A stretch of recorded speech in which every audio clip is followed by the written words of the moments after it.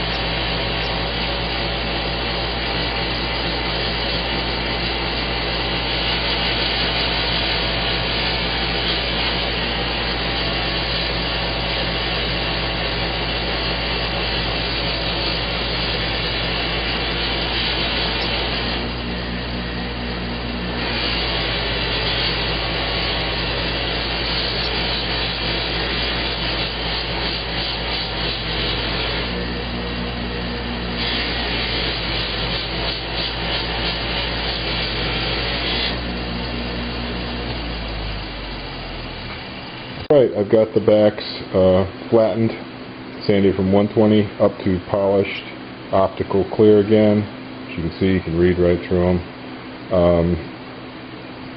These three are all within range.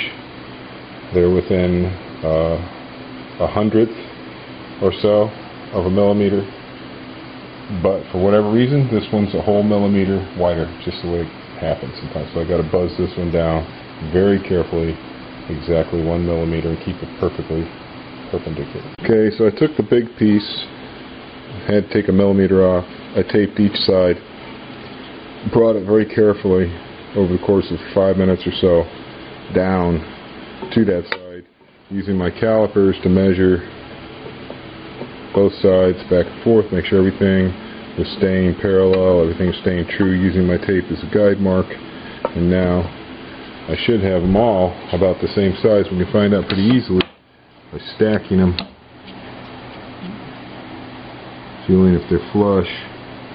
So if they aren't flush, it's not going to do nobody no good. Take just a smidge off. So I can feel 1/100th of a millimeter better than I can see it. And even measuring doesn't always work out to be as accurate as, like I've said, scribing and fitting. So that's the nature of the beast. So now, let's see what we're at here. Thick plastic like what I'm using for the sides does not flex, so you can't make it bend around parts. It's either going to fit or not fit. And if you have one big part, what that one big part's going to do is that one big part will spread the sides away from everything else and keep everything else. So at this point I'm feeling like just a smidge that needs to come off. So I'll just show you the process I've been taking this whole time. Quite time consuming, but it is what it is. Gotta get it right.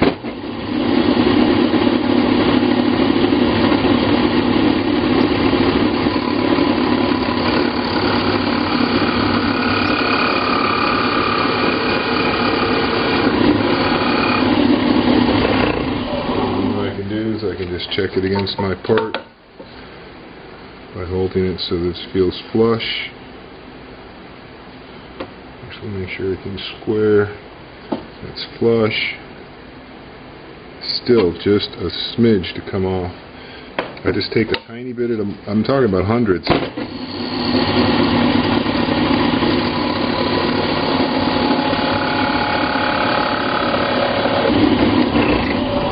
Because if I make this too small, then all my other parts have to be reduced. So I'm making it to the size of the smallest part right now. And then I'll make all my parts to that. So I'm getting real close. I still feel a tiny smidge, but it's a parallel smidge.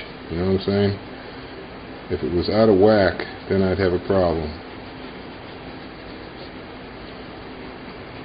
Yeah. So I'll continue on. So in the process, you know, of doing this, I have to make sure that everything's perpendicular, everything's square. And to do that, the best way is to use my sander. So each one of these edges has been dressed to 90. They're all identical in width now. So now I know what width to make my ledge parts. When I get there, I need to dress these back to clear. Because when I'm gluing them to the sides of the reservoir, I want them to be clear before I glue them. The glue will make them clear, but you can't count on it. And so I could end up with foggy patches on the side everywhere one of these is if I don't dress it up a little bit.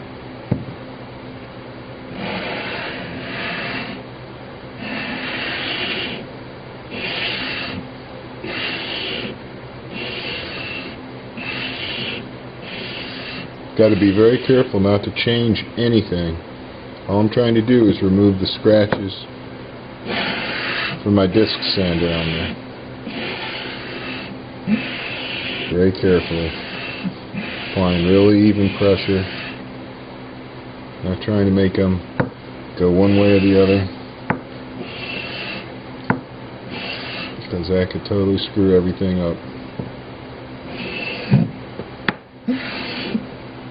and not take off too much material. Just the absolute minimum of what I need.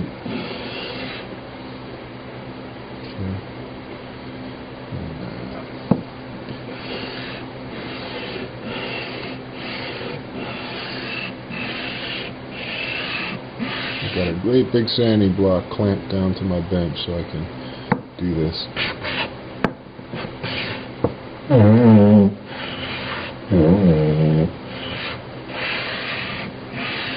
I go back and forth to look at my scratches and see if I'm getting what I want out of it.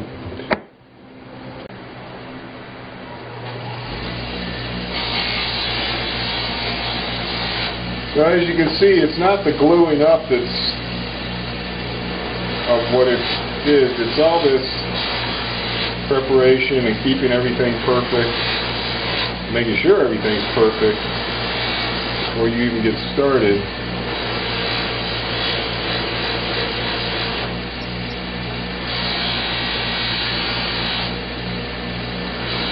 When I'm buffing, I have to be very careful not to change the shape, not to put any shape into it, just to take the marks out.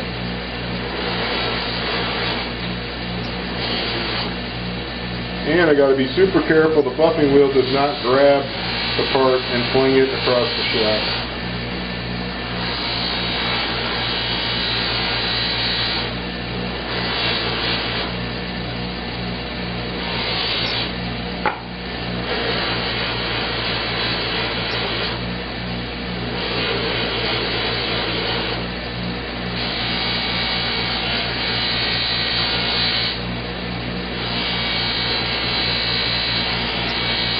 I guess one of the reasons I videotape this stuff is so that people get an idea of exactly how long it takes to do this sort of acrylic work properly. And if I don't actually show you the time, if I compress it too much, you'll get the idea that this is like wham, bam, thank you, man. Just glue some parts together and hey, there's your reservoir. Isn't that cool? A lot of time and attention lavished on every little part of this darn thing. And there we are, back to clear again. It's about time to cut some plastic.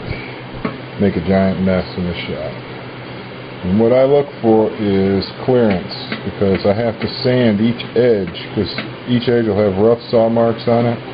I'm going to need to sand each edge. So I'm looking for a little play.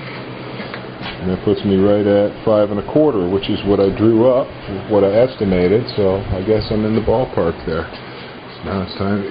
Okay, to get started on my cut list, the first part, to make the best use of my sheet, the first part I have to cut is the bottom, which is actually an outside part. So to determine just how big my outside is, what I do is I take 2 pieces of material with the paper on them, so I have a little play. Put my caliper on there, and I come up with 5.94, something like that. So once the paper's off, it shrinks, and so we're looking at 6 inches would be fine. So if I cut at 6 inches, that gives me that little bit of play that I need to sand the edges and whatnot. The way I prefer to do things is not by measuring at all, but by just coming over and seeing what works, right? So if I come down here, I'm a 1/16 shy of 6 inches. So if I cut 6 inches, no problem. I'm going to be routing the bottom off flush to the rest of the unit anyway.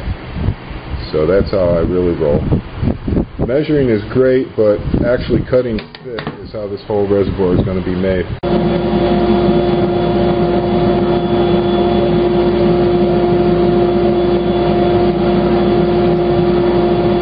I'll start by ripping at least 12. Actually 12 to 16.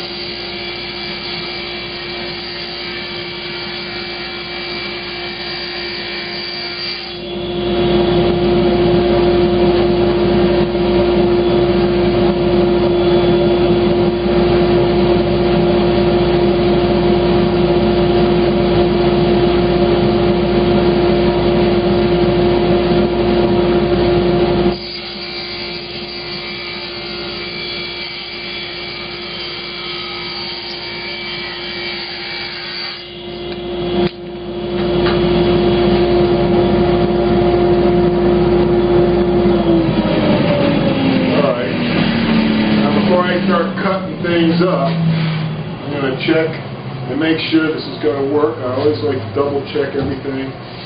Make sure that this material will work for my ledges, it'll be the right width. And then I'll mark them out so that I know what I'm cutting. And to make sure everything's cut perfectly square and all that. Because you may not know, but a table saw fence is actually angled out. So this is the only part where the blade and your measurement that you're going for is there. By the time you get here, you're about a skinny 16th away. So if you start trying to cut parts, you got to take that into account.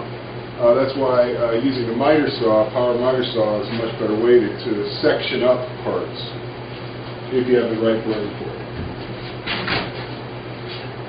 Move on to the next bit here.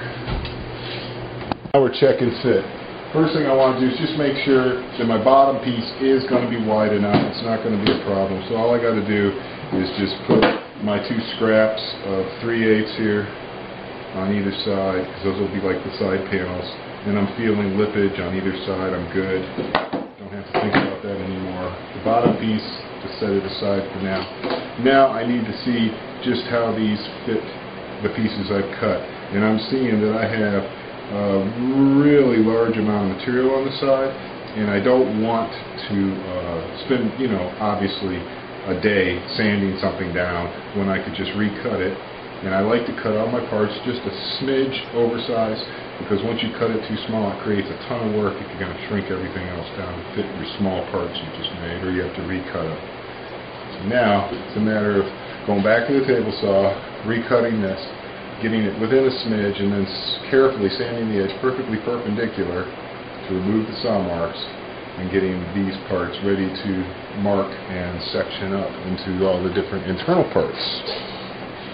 It's much easier for me to get these pieces I've just cut to width than it would be to cut all the parts up and then individually try and get each part the same width. That would be crazy.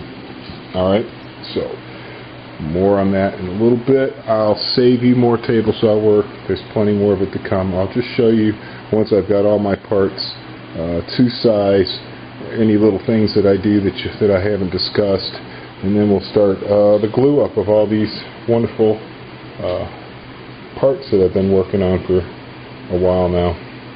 And we will glue those babies up and let them set for a while. Hey, there's just one more thing I want to show you guys.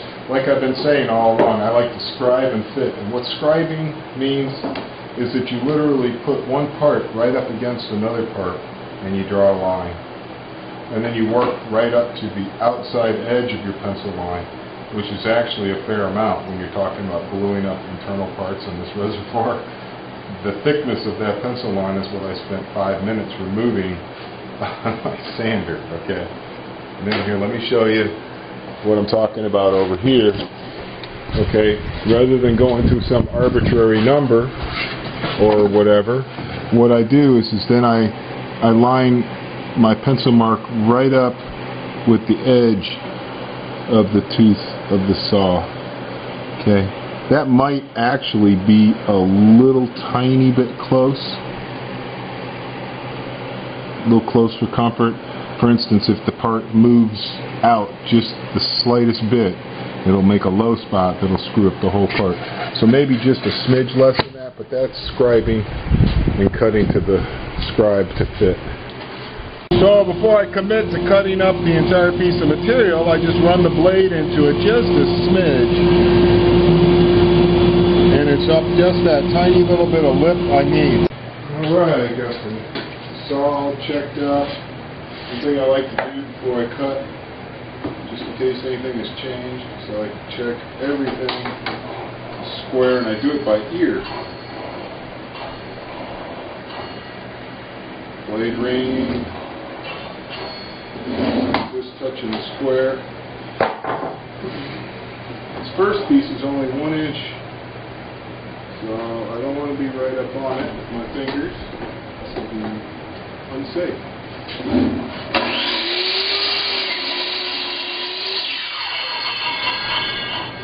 Alright, there's the very first internal part right there.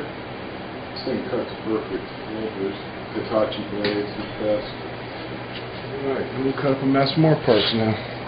With my 1/4 inch pieces cut, now it's time to cut the 3/8. First thing I'm going to do is cut my sides. I'm going to cut them at 11 1/4 because when you stack two pieces of 3/8 together, which would be the front and back, it's pretty close to 3/4. It's less. So once again, a little oversized like I like. 10 inches high. The reservoir is actually going to end up being about 10 1/2, 10 3/8 around in there, which doesn't matter. I don't think height's critical. And now I know how much my front and backs will be because I've cut my bottom to 6, so I'll cut my front and my back to 6 and my top to 6, and it'll be a beautiful thing. Okay, with all my parts cut, I like to do a test fit of the oversized rough parts. Let me get this top off here so it will cooperate with this one. You guys can have a look at the interior of this thing. Okay, so you can see the sides are 3/8, and what I've done is I've made it so that all the joints will be 3/8. So you get a really nice, serious glue joint. Although 1/4 inch is plenty fine. I've built tons of 1/4 inch reservoirs. But just for this particular application, especially because it's getting shipped and it's probably going to be moved around from place to place, make it a little extra sturdy. And you can see the deal now. You can see how this is going to work. There's going to be a port in the center in this area. That'll pick up fluid and take it to the pump. Then when the pump's done pushing it through the radiators and everything else, it'll push it through a port in the center in this area, and the fluid will rise up and go over the wall, fill this pond up, go over the wall, fill this pond up, and once all those ledges, ponds are filled up, it'll just be a continuous flow right down into this last pond, which is about this high. Just like the drawing. Isn't that amazing? Who'd have thunk it? So far so good. Everything looks like I cut it correctly. I didn't waste any material. I didn't screw anything up. So now, as you can imagine, every single one of these edges has to be dressed just like I did these parts. And you've already seen me do that. So the next video will be part 3, and that will be assembly. So I think you've got the idea. There's a ton more work ahead of me, just getting all of these parts exactly square, exactly flat, clear, ready to glue up. Then the actual assembly is really kind of painstaking because you don't want to leave any glue anywhere. You don't want glue anywhere except where you want it. You don't want any marks. You got to be precise. Everything's got to go in one time only. You don't have any second chances. So that'll be an interesting video, and probably considerably more interesting and shorter than this one. Alright guys, thanks for watching. Thanks for supporting Mountain Storm with your comments, likes, and subscriptions, and of course your orders for custom artwork like this. I really appreciate it.